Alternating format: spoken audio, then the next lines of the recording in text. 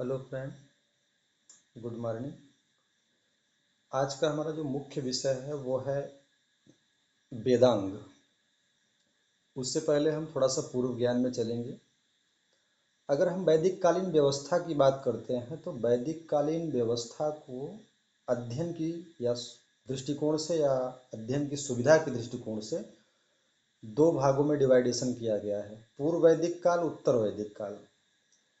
अगर हम कालक्रम पर नज़र डालते हैं तो जो पूर्व वैदिक काल है, जिसे ऋग वैदिक काल के नाम से भी जाना जाता है, जिसका तिथि क्रम 1500 ईसा पूर्व से लगभग 1000 ईसा पूर्व है, जिसमें ऋग्वेद की रचना मानी जाती है।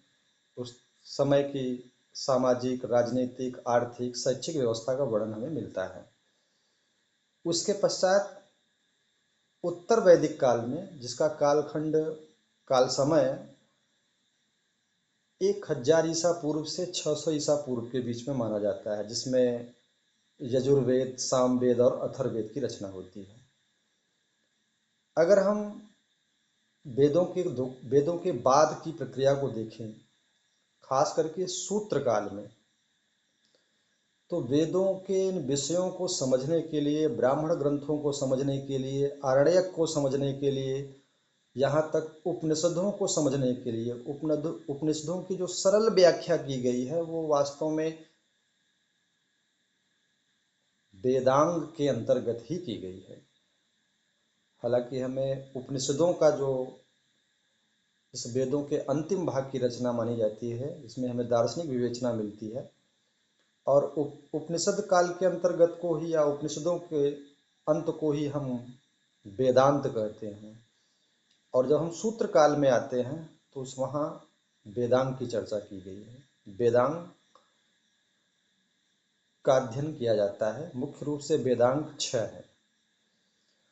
अब आप देखिएगा कि वेदों को कितनी सरल भाषा में, सहज भाषा में जनमानस तक पहुँचे, एक व्यवस्थित रूप प्रक्रिया के रूप में अगर हम देखें तो वेदांग का अध्ययन इसीलिए किया जाता है कि हम वेदों को सरल रूप में उसको समझ सके, और वो उसकी भाषा ऐसी है कि लोगों को अच्छे से वो ग्रहण हो जाए।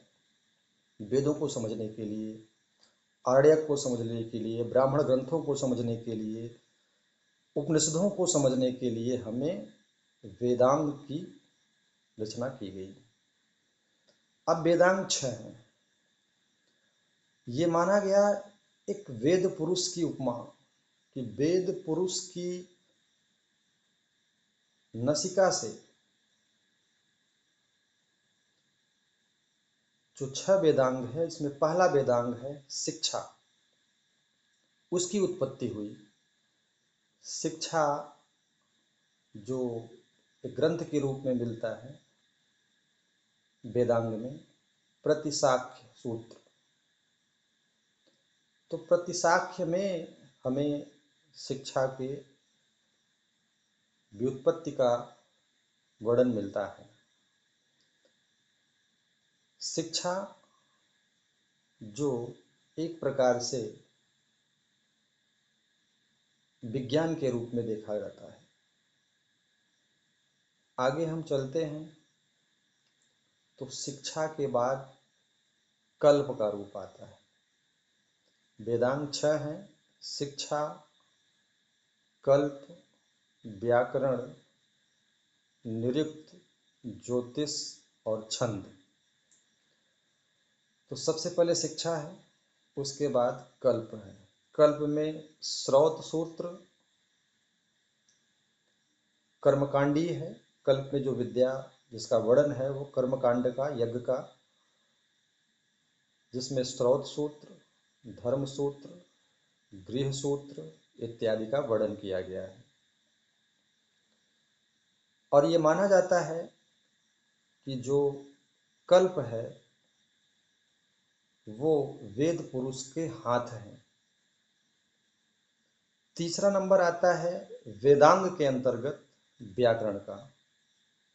व्याकरण, जिसे उच्चारण का विज्ञान भी कहते हैं, व्याकरण के दृष्टिकोण के आधार पर अगर हम देखें सबसे प्राचीन, तो पाणिनिकृत अष्टाध्यायी उपलब्ध साक्ष्यों में, ऐतिहासिक स्रोतों में पहला व्याकरण की पुस्तक मानी जाती है, ग्रंथ माना जाता है पाणिनिकृत अष्टाध्यायी। ये ध्यान रखिएगा, कंपटीशन के दृष्टिकोण से भी बहुत इंपॉर्टेंट है। तो जो व्याकरण है, ये माना जाता है कि वेद पुरुष के मुख से इसकी उत्पत्ति है, या वेद पुरुष का जो मुख है उसी से जो है व्याकरण की रचना हुई है। चौथे नंबर पर आता है निरुक्त। निरुक्त वास्तव में वेदों के ज्ञान की कुंजी है।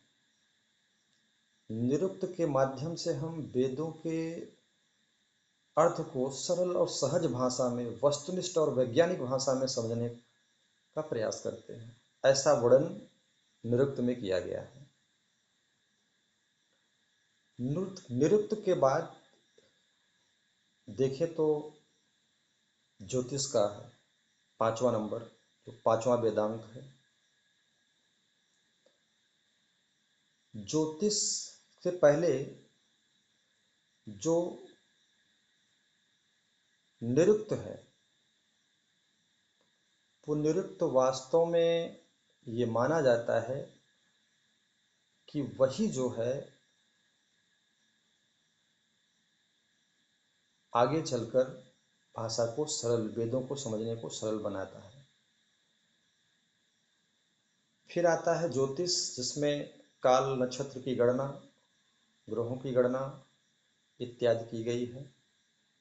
और फिर उसके पश्चात जो है आता है कि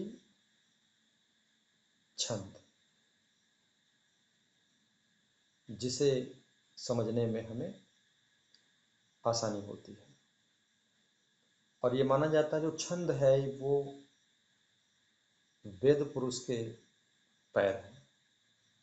तो इस प्रकार जो है वेदांग की वर्णन प्राचीन ग्रंथों में की गई है। आगे हम और ऐसे बहुत सारे जानकारी आपके समक्ष लाएंगे और धीरे धीरे आगे देखेंगे।